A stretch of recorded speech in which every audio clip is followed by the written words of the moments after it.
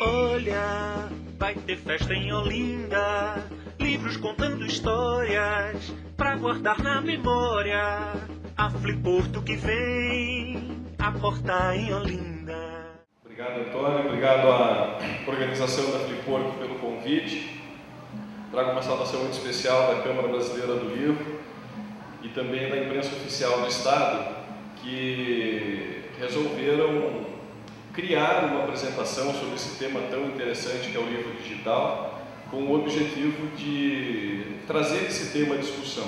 Então, é uma apresentação que tem como objetivo trazer uma visão geral sobre essas mudanças, sobre esse ambiente de mudança que se estabeleceu em função dessas novas tecnologias da internet que surgiram nos últimos anos. Quero fazer uma saudação especial às pessoas que estão aqui nos assistindo e também ao Eduardo Oliveira, que vai nos acompanhar aqui. Quando nós montamos essa apresentação, havia alguns tipos de postura que nós observávamos na Câmara Brasileira do Livro. Alguns editores estavam absolutamente entusiasmados com a ideia. Outros, no entanto, viam essa ideia das novas tecnologias como uma ameaça, não como uma oportunidade. E eu me lembrei então de um conceito, que é um conceito que uma vez um jovem me falou, que é o conceito do cool hunter. O que é esse cool hunter? Cool hunter é uma pessoa que é uma pessoa antenada, ele é um caçador de tendências. Quando a gente sabe o que vem pela frente, a gente consegue se preparar e aí decidir se a gente vai aproveitar essas mudanças ou se a gente vai fugir dessas mudanças. Um caçador de tendências, antes de mais nada, ele, antecipando essas tendências, ele consegue primeiro aproveitar melhor as oportunidades. E quando ele consegue aproveitar essas oportunidades, ele consegue ter mais sucesso. Portanto, é inevitável. Heráclito já dizia que um rio não corre duas vezes no mesmo lugar. As mudanças surgem. O que a gente pode fazer é resolver se vai surfar nessa nova onda ou se a gente não vai surfar nessa nova onda. As tecnologias mudam. Quem não se lembra da velha máquina de escrever? Eu sou relativamente novo, tenho 35 anos, mas eu me formei na tipografia. Eu me lembro que durante o período da minha vida eu me sentava dentro de uma máquina de escrever para aprender lá o A, S, D, F, G, H, J, K, L, C, cedilha. Tinha 14 anos e julgava que aquilo ia me dar uma habilidade adicional, ia trazer um diferencial competitivo e por isso eu ia conseguir ter um emprego melhor. Acontece que alguns anos depois, já quando eu entrei na faculdade, a máquina de escrever já nem existia mais. Surgiu o computador e a gente teve que se adaptar a essa mudança. Portanto, as mudanças ocorrem, com elas surgem novas mudanças de negócio. Quem não se lembra, por exemplo, há alguns anos, como era fazer uma ligação telefônica? Me lembro também que, com 16 anos, eu fui morar fora de casa, porque eu era atleta profissional na área de vôlei, eu jogava voleibol profissionalmente. E teve um dia que foi muito curioso, porque eu me machuquei e eu precisava ligar para minha casa. Eu me lembro que eu tomei chuva, machucado, eu fui dar um peixinho, bati o rosto, fraturei o nariz e estava começando a me dar febre, estava chovendo e eu tinha que achar um orelhão para fazer essa ligação telefônica para avisar em casa que eu tinha sofrido um acidente, qual que era a providência. Hoje essa figura do orelhão não existe mais. Eu tenho um amigo, por exemplo, que ele foi sequestrado lá ele é de Espírito Santo do Pinhal, o nome dele é Samuel. E felizmente, quando ele foi colocado no porta-malas do carro, os assaltantes não perceberam, os sequestradores não perceberam que ele estava com o celular. E aí ele conseguiu passar uma mensagem para a casa dele, rapidamente ele conseguiu sair dessa situação. Então as novas tecnologias, elas nos ajudam muito, desde que a gente saiba como utilizá-las, que a gente tenha responsabilidade sobre o que a gente está fazendo. E hoje, por exemplo, o celular se tornou um amigo inseparável. E a relação do homem com a tela, ela está cada vez mais íntima. Hoje, com um simples toque, a gente consegue ter entretenimento, informação, conhecimento, porque as coisas estão mudando. E é nesse contexto que surge o livro digital, é nesse ambiente de mudança que surge o livro digital. Lá na Câmara Brasileira do Livro sempre nos fazem algumas perguntas bem básicas sobre esse tema. Primeiro, se o livro digital é uma tendência de fato ou se é um modismo. Segundo, qual o impacto do livro digital no mercado. E terceiro, será que o livro digital vai substituir o livro impresso? Então, para responder essas perguntas, é que a Câmara Brasileira do Livro e a imprensa oficial tiveram algumas atitudes. Primeiro, nós criamos uma comissão de livro digital dentro da imprensa oficial. Essa comissão é formada por editores, por especialistas da área, que frequentemente discutem esse tema. Essa comissão publicou um relatório em 2009 e, além disso, nós realizamos em março desse ano uma pesquisa que se chamou O Hábito do Consumidor de Conteúdo Digital, que teve como objetivo observar como é que o consumidor brasileiro, naquele momento, enxerga o livro digital. Isso foi publicado em março desse ano, março de 2010. Nós também fizemos a pesquisa FIP, que é a Produção e Vendas do Mercado Editorial, e usamos também para elaborar essa apresentação a pesquisa Retrato da Leitura no Brasil. O objetivo é trazer informações úteis para ajudar as pessoas e as empresas a se planejarem em relação ao futuro. Então, o tema dessa apresentação é o livro digital, tendência do futuro e oportunidade no presente. Sobre a primeira questão, se é uma tendência mundial ou se é um modismo, alguns dados interessantes. O mercado literário americano movimenta 23, quase 24 bilhões de dólares, movimentou em 2009. As vendas de e-books saltaram de 113 milhões em 2008 para 313 milhões de dólares em 2009, e são mais de 80 editoras que já atuam nesse segmento. São dados de 2009. A previsão é que ao final de 2012, 25% dos livros americanos sejam comercializados por algum canal digital. Quem faz essa previsão é um especialista americano, que é o Mike Shatsky. O Mike Shatsky tem um blog bastante interessante. Se alguém quiser acessar o conteúdo dele, pode entrar no Publish News, no site do Publish News, que lá ele é um dos colunistas e também dá para ler muita coisa interessante desse autor, que é o Mike Shatsky. Então vejam, nos Estados Unidos, que é um mercado bastante grande, o mercado brasileiro de 3,3 milhões de reais, 3,3 bilhões de reais, ou seja, 1,8 bilhão de dólares. O mercado americano é de 24 bilhões de dólares. Lá eles preveem que em 2012 em torno de 6 bilhões de dólares, ou seja, 3 vezes o mercado nacional, o mercado brasileiro, já vai ser comercializado pelo canal digital. Na Alemanha, em 2009, foram vendidos 65 mil unidades de livros digitais, somente no primeiro semestre de 2009. No Reino Unido, já é disponível de graça na internet mais de 50 anos de documentos.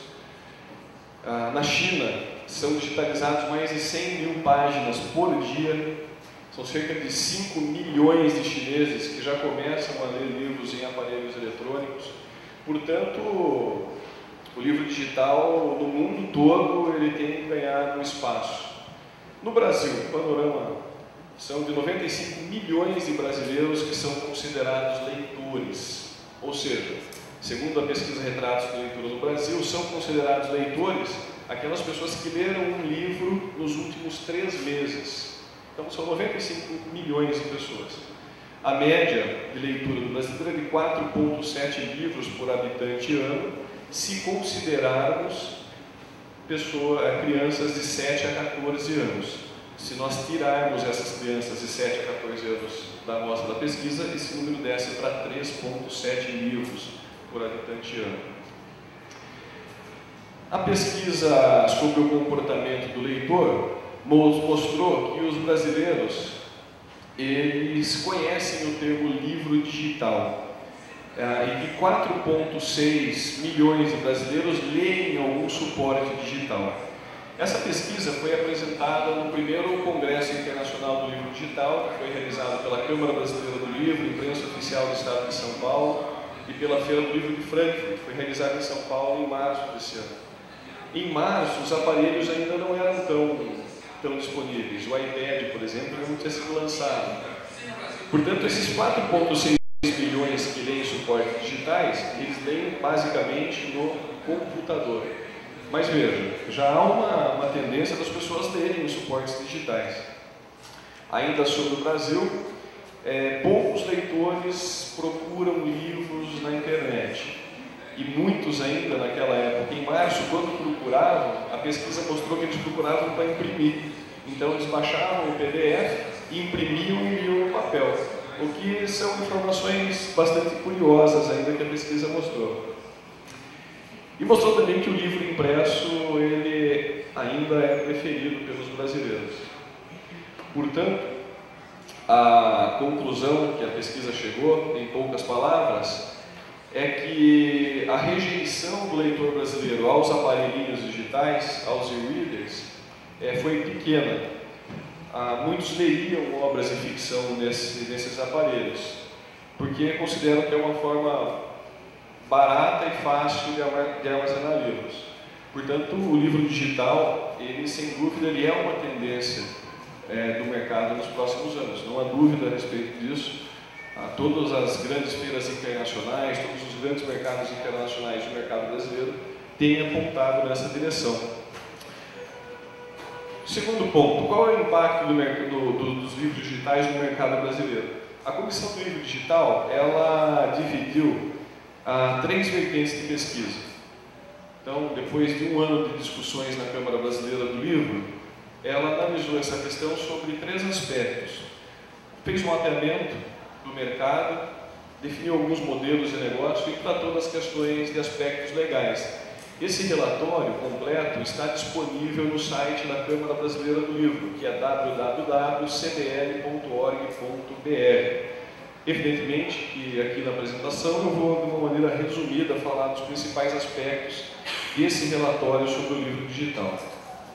Então, o primeiro aspecto é que, com relação ao mapeamento do mercado, haverá uma mudança no tipo de elaboração do conteúdo. Quando a gente fala do conteúdo no livro impresso, a gente está falando apenas de texto. Quando a gente fala do conteúdo do livro digital, a conclusão que a comissão chegou é que se alguma editora quiser ter êxito nesse campo, ela precisa tratar o conteúdo de uma maneira diferenciada para provocar uma experiência especial do leitor. Então, por exemplo, quando a gente fala uma das possibilidades, está lendo lá sobre chuva, então você pode ser surpreendido com uma imagem do que é uma chuva, pode vir um som, você pode ter um link sobre previsão do tempo. As possibilidades do livro digital, elas são ilimitadas dentro do que essa experiência com o livro digital pode promover.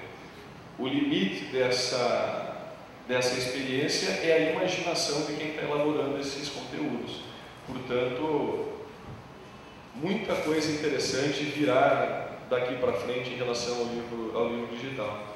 A editora Globo, por exemplo, publicou o Reinações e Narizinho, conteúdo digital. É muito interessante o tipo de interação que eles propuseram ali no livro. Portanto, o primeiro aspecto com relação ao mapeamento digital é que as editoras que quiserem ter êxito, elas precisam pensar no conteúdo de uma maneira muito especial. E para pensar no conteúdo dessa forma especial, elas precisam pensar digital. E isso pressupõe algumas mudanças nas editoras. A primeira é que o negócio digital dentro da editora ele é um outro negócio, diferente do negócio editorial tradicional. Portanto, a recomendação dada por essa Comissão do Livro Digital é que as editoras que quiserem trabalhar nesse nicho devem criar uma unidade de negócio independente dentro das editoras. Devem criar um novo processo de criação e produção. Com relação à estratégia de distribuição, é completamente diferente. Estratégia de marketing com as redes sociais é completamente diferente da maneira tradicional. E deve, talvez, rever as relações contratuais com seus autores, porque algumas editoras não previam essa questão digital nos seus contratos atuais com os autores. Isso, evidentemente, no mundo digital precisa ser revisto, precisa ser incluído no contrato. Uma questão interessante é que os brasileiros, naquele momento da pesquisa, estavam dispostos a pagar até metade do valor, para um livro digital do que pagariam um livro impresso. Mas a questão toda é, o que é mais barato produzir? Um livro digital ou um livro impresso? Então, é um modelo que vai se definir ao longo dos próximos anos. Porque se num livro digital, para ele ter sucesso, eu preciso colocar link, imagem, filme, eu tenho que criar uma unidade de negócio independente na editora. Eu tenho que ter uma equipe de marketing separado dentro da editora para tratar dessa questão digital. Então há uma tendência das pessoas acharem que fazer o livro digital é mais simples do que fazer o livro impresso. O livro impresso já está pronto, é só transformar em PDF. Mas o PDF está para o livro digital, o PDF é um produto muito simples ainda, dentro do que o livro digital, até onde o livro digital pode chegar. Então essa questão do preço do livro digital é algo que vai ganhar um formato ao longo dos próximos anos, conforme esse modelo de negócio for tomando forma. Ainda com relação a modelos de negócio, algumas questões surgem.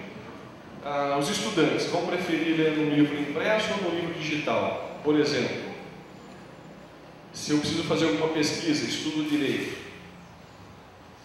qual será que vai ser mais simples eu pesquisar essas informações? Talvez o livro digital seja mais simples.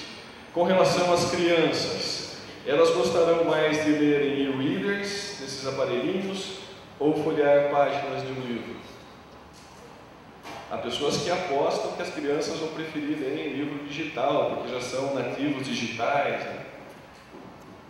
Eu vejo muita criança de 1 mês a 5, 6 anos, 7 anos, que adoram ler os livros, adoram ler livros impressos.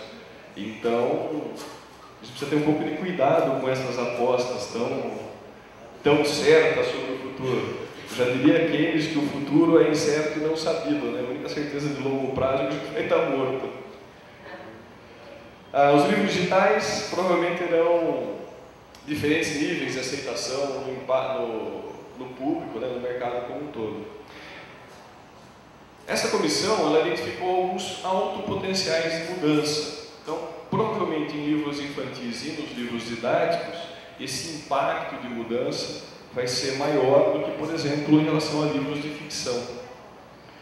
E com relação ao último aspecto, sobre impacto no mercado, a gente não podia deixar de falar do aspecto legal, que tem a ver com pirataria e tem a ver com direitos autorais.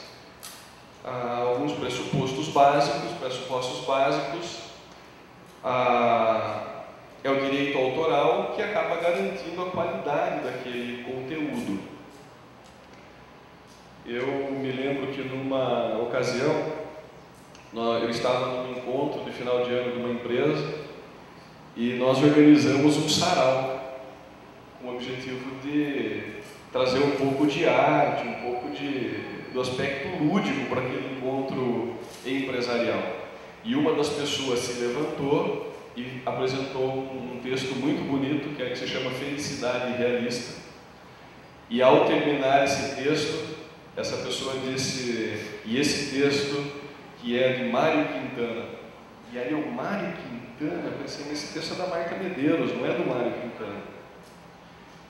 E quando ela terminou a apresentação, depois eu encostei do lado dela e perguntei, falei, escuta, esse texto que você leu, você falou que é do Mário Quintana, é isso? Eu entendi bem. Ela falou, esse texto não é do Mário Quintana, esse texto é da Marta Medeiros. E a resposta dela foi a seguinte, não, mas eu achei esse texto na internet e lá está escrito que é do Mário Quintana.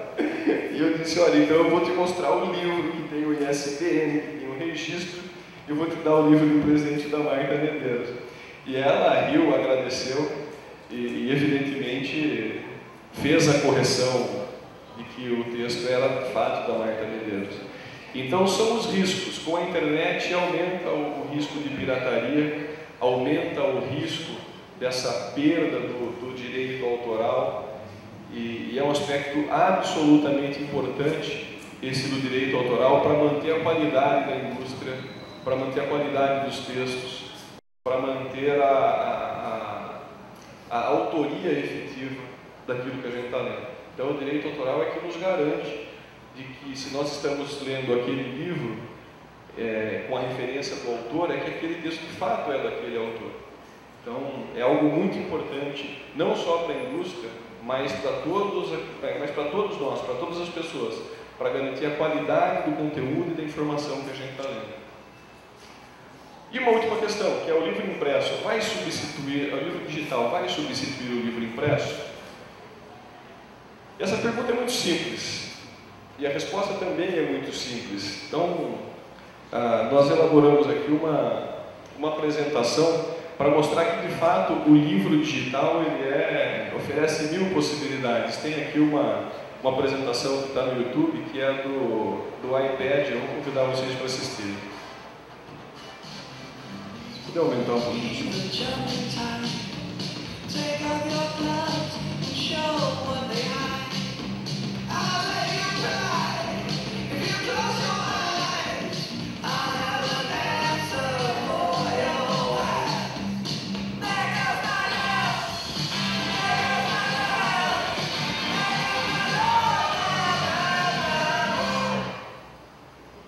Aqui algumas possibilidades do que o iPad oferece, sem dúvida, é absolutamente cativante, em algumas ocasiões cativante. E o livro impresso? Nós separamos um vídeo também aqui que está em espanhol, mas dá para entender bem.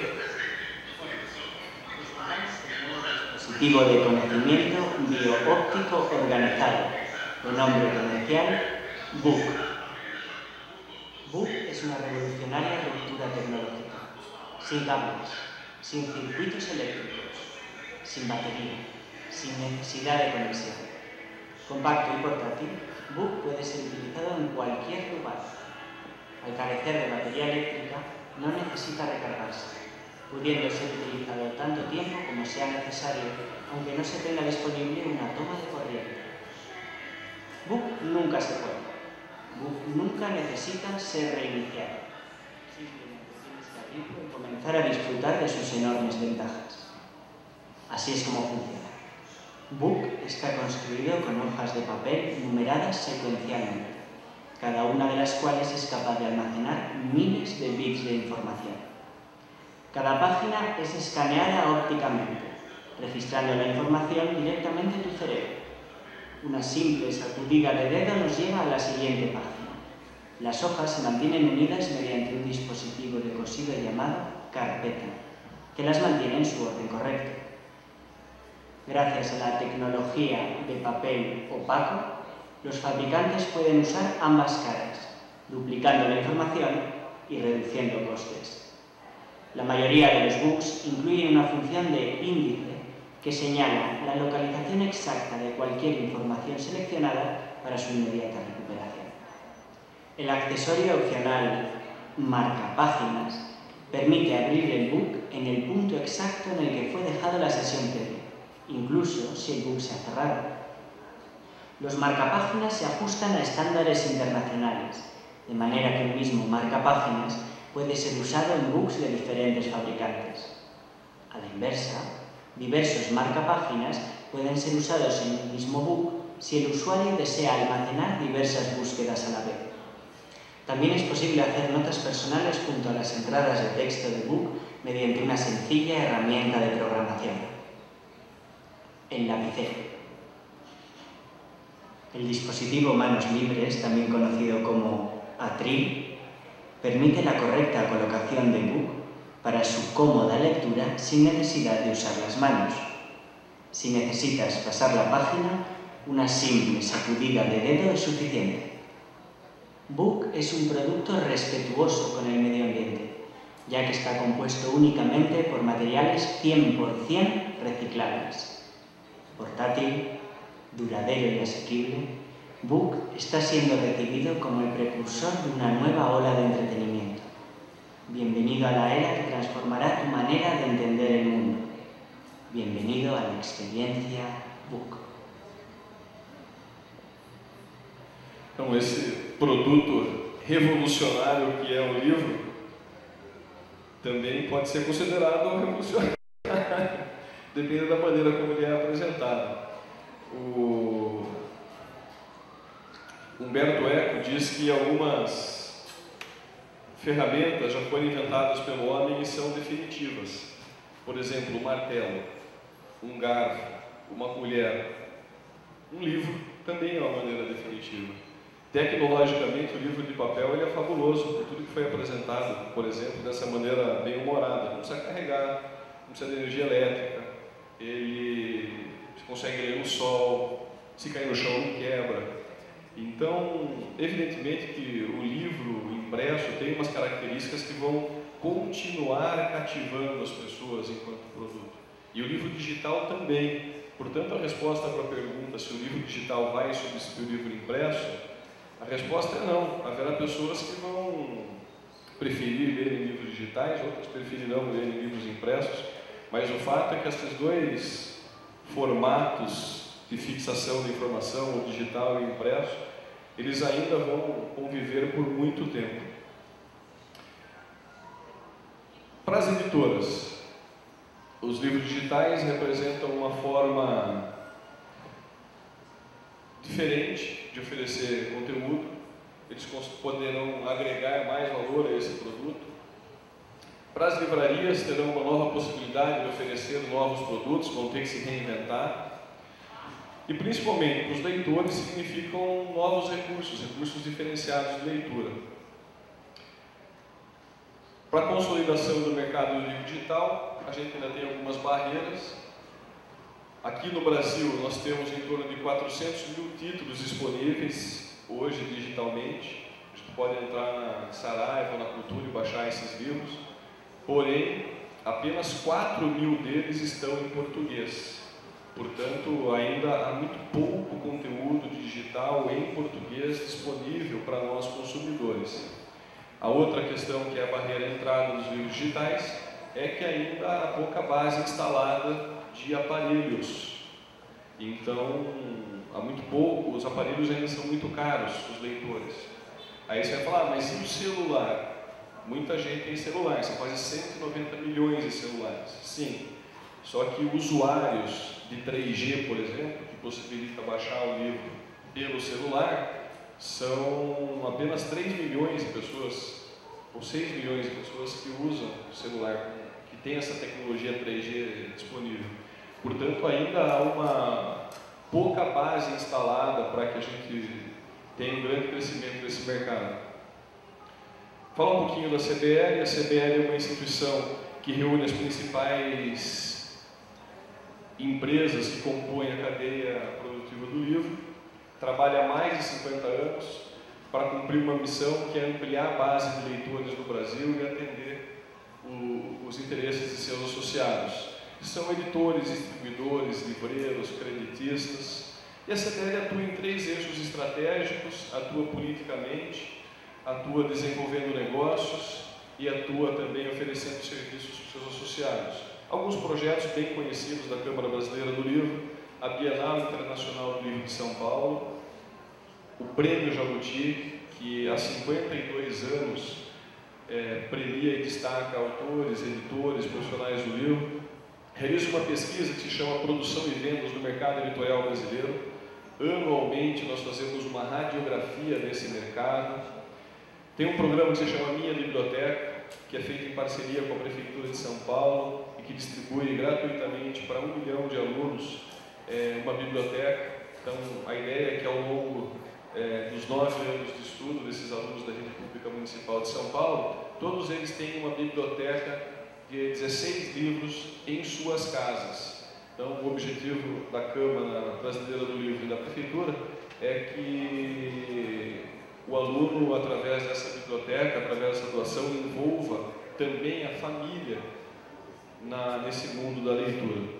Temos uma escola do livro, que traz cursos para a formação de editores, realizamos o Encontro Nacional de Editores, realizamos um projeto de exportação que se chama Brazilian Publishers, em parceria com o governo federal, com a Apex Brasil, e esse é um projeto muito bem sucedido, um dado agora em 2010, na Feira do Livro de Frankfurt, nós vendemos mais de R$500 milhão em vendas de direito de autores brasileiros. Então, é um número bastante significativo.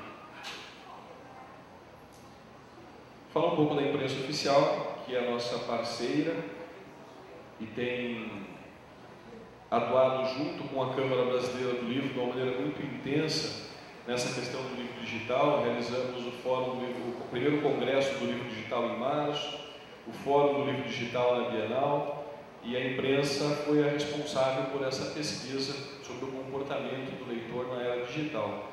A imprensa tem algumas ações na área digital. O Diário Oficial do Estado de São Paulo, ele é gratuito e pode ser baixado via internet. A coleção Aplauso, são 170 títulos que estão disponíveis também para downloads. Tem os livros na Amazon e no Google Books. E tem um grupo multidisciplinar lá na imprensa oficial de São Paulo que pensa essa questão digital e seus possíveis desdobramentos. Para finalizar, sobre o livro impresso, ele produz encanto, é super prático e as pessoas normalmente têm apego pelo livro impresso. E já é a realidade do mercado hoje. O livro digital, ele é uma tendência que, com o passar do tempo, vai cada vez mais se consolidar.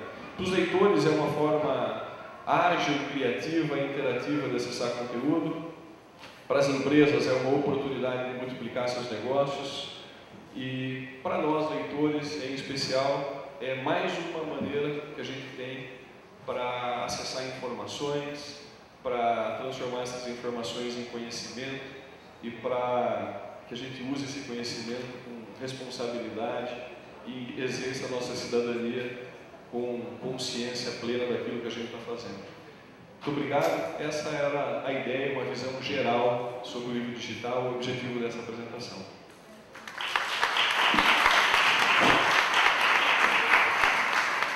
Muito obrigado ao Eduardo Mendes. Um amigo meu sempre dizia que o maior problema do livro é que ele não podia levar para o banheiro e tomar banho com ele, e levar para a praia e ler na praia. Mas em São Paulo já tem livro feito de plástico. Então, muitos blogueiros que estavam nos seus blogs apenas via web, agora estão lançando os seus próprios livros, muitos. E o caso é nosso aqui na própria Flipurto Digital, com a edição dos 140 toques. Mostra para o pessoal, né? É um livro que parte de um concurso nacional de poesia, de 140 toques, que acaba num livro convencional. Convencional entre aspas, porque é um livro com toda a modernidade da imprensa do dia de hoje. De forma que uma coisa dialoga com a outra. Eu acho que o livro vai mudar o seu nicho, vai ter uma outra vocação, mas não vai sair absolutamente do mercado. Não, isso não faz sentido. Mas eu queria passar a palavra ao especialista, que é o nosso Eduardo Oliveira, para fazer comentários da apresentação extraordinária que nós tivemos do outro Eduardo, o Eduardo Mendes. Muito prazer, ele é da Microsoft. Boa tarde, gente. Parabéns pela palestra. Uma coisa que eu acho interessante é que existem 3 empresas que definiram o mercado de tecnologia nas 3 últimas décadas. Na década de 80, foi definido pela IBM com a questão do microcomputador, né, pessoal, que até então a gente não tinha. Na década de 90, a empresa que definiu foi a Microsoft, que mudou aquela interface de computador de letrinhas para a interface gráfica, né, de janelas e botões. Na década dos anos 2000, a gente teve o Google, certo? E o modelo de mercado do Google deixou de ser de venda de produtos físicos específicos por venda de serviços, como no caso da publicidade, etc., pela internet. O que eu acho interessante na questão dos audiolivros, de veiculação de músicas pela internet, etc. e tal, é uma mudança de modelo de mercado, da venda do produto físico.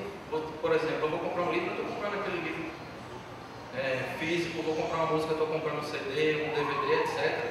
Para você adquirir não o produto, mas sim o direito de utilização daquele serviço. Como no caso é o modelo da Amazon que faz com o Kindle. Você paga uma mensalidade, você tem o direito de utilização daquele livro, porém, simplesmente aquele livro pode ser desvinculado do sistema e você perder digamos assim, o acesso ao livro, né? E uma pergunta que eu queria te fazer é o seguinte: o que é que você acha dessa mudança, no caso do livro digital, na verdade, do livro físico para o livro digital, já que a gente tem justamente esse paradigma da compra, eu estou comprando o direito autoral, né, no caso ali, para eu poder acessar aquela obra, e simplesmente o direito de acesso de lei, pode ser que amanhã não tenha mais. Como é que você consegue enxergar essa questão? Essa questão ela é fundamental e ela é base uma discussão muito importante, que é a discussão do direito autoral.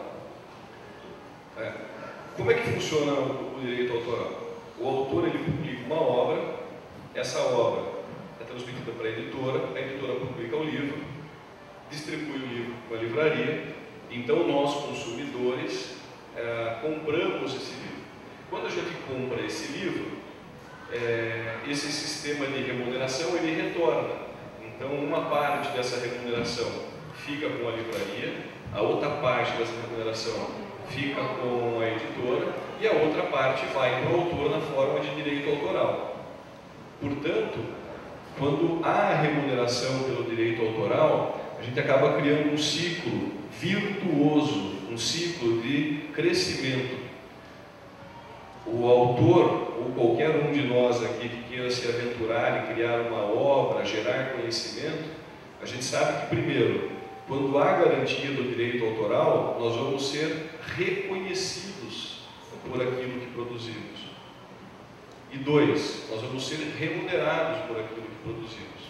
O grande problema com o surgimento da internet, a cultura do gratuito, é que esse ciclo positivo de crescimento, ele é quebrado, porque o autor publica o livro, passa para a editora investe, distribui através de uma livraria, nesse meio termo, nesse meio do caminho, esse livro fica disponível na internet de alguma maneira, e aí quando alguém baixa esse livro gratuito, esse dinheiro todo que deveria voltar, ele não vem para a editora, ele não volta para o autor.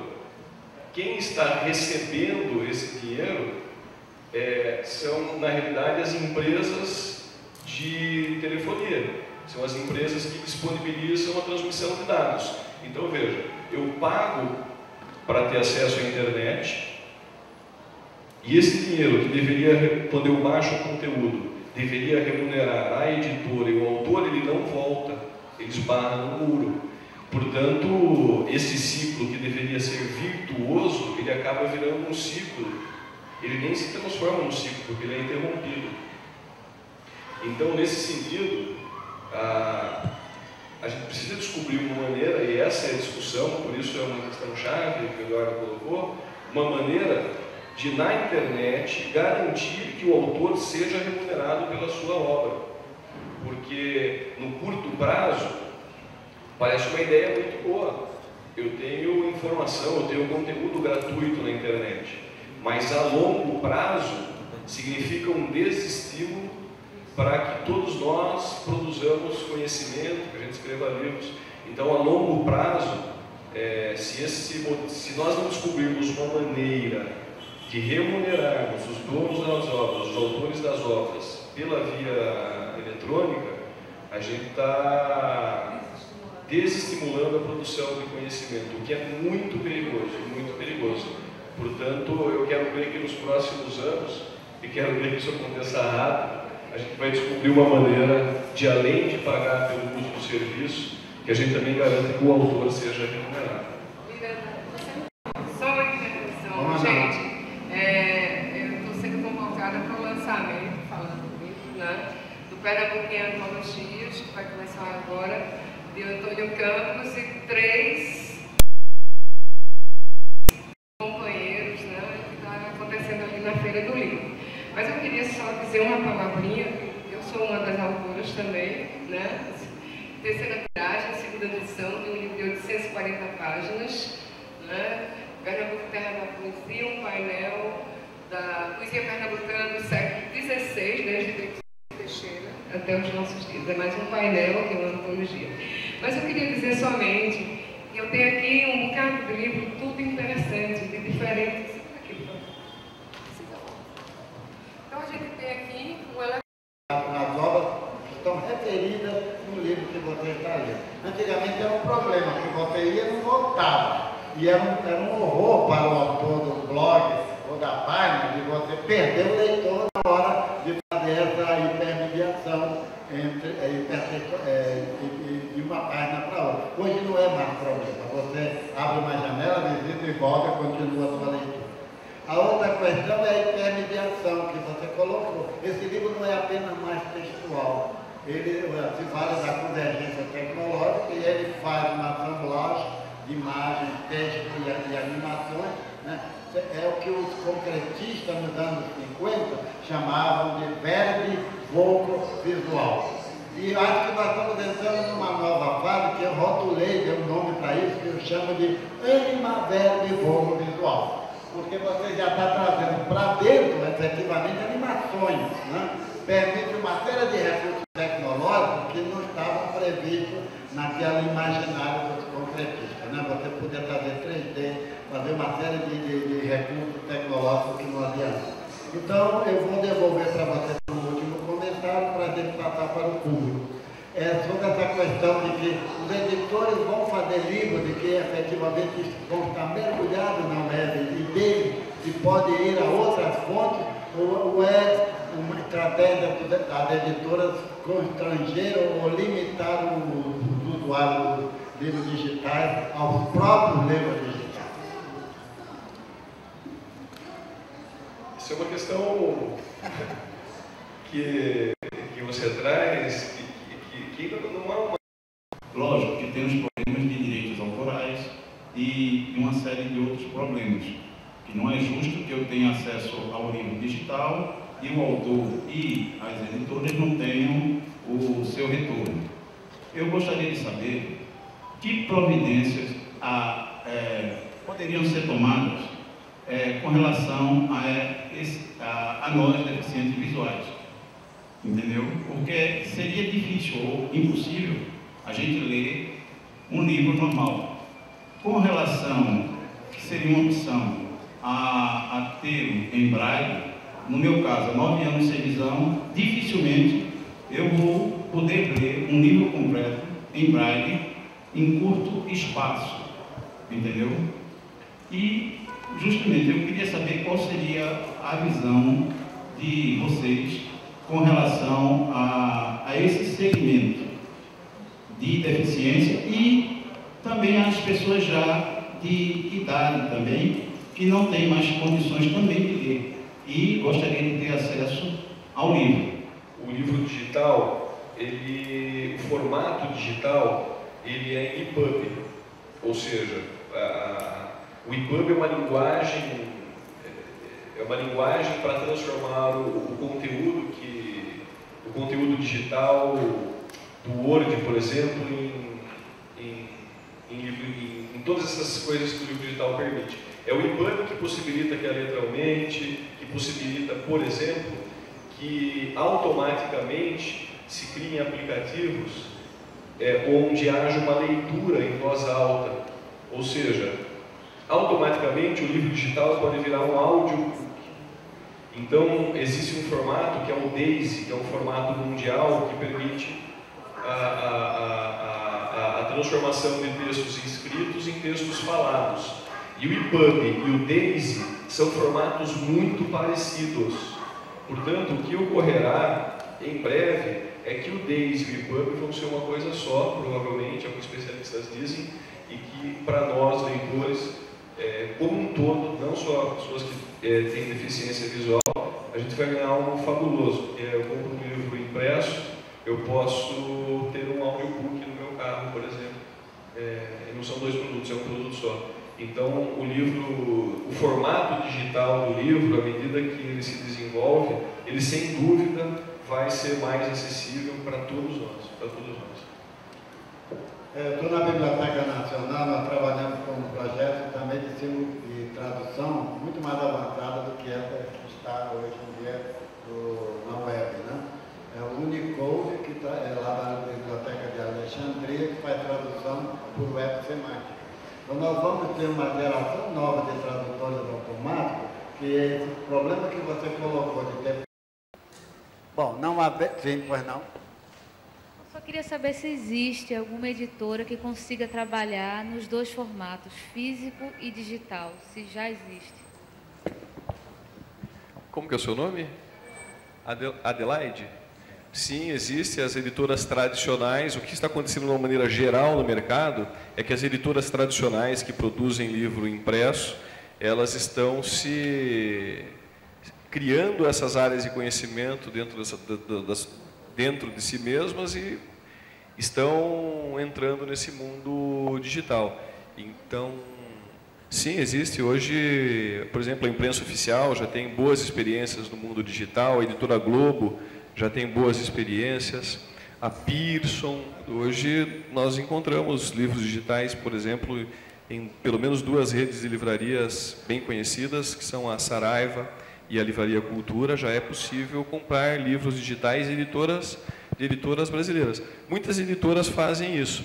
O que acontece é que nós estamos no início desse processo. Então, perto do que o livro digital, perto dos benefícios e das experiências ricas que o livro digital pode oferecer, nós ainda estamos engatinhando. O mundo todo está engatinhando. Nós temos o privilégio de participar do início desse processo de mudança. Do final, com certeza, não participaremos, porque as mudanças não têm fim. Mas do início desse processo de mudança, nós estamos participando. É um privilégio participar disso. Tem mais Bom, então eu vou dar por encerrar. Tem mais uma questão? Pois não? O meu nome é Henrique. Eu queria saber se o livro digital vai influenciar mais as crianças a lerem. Como é que é seu nome?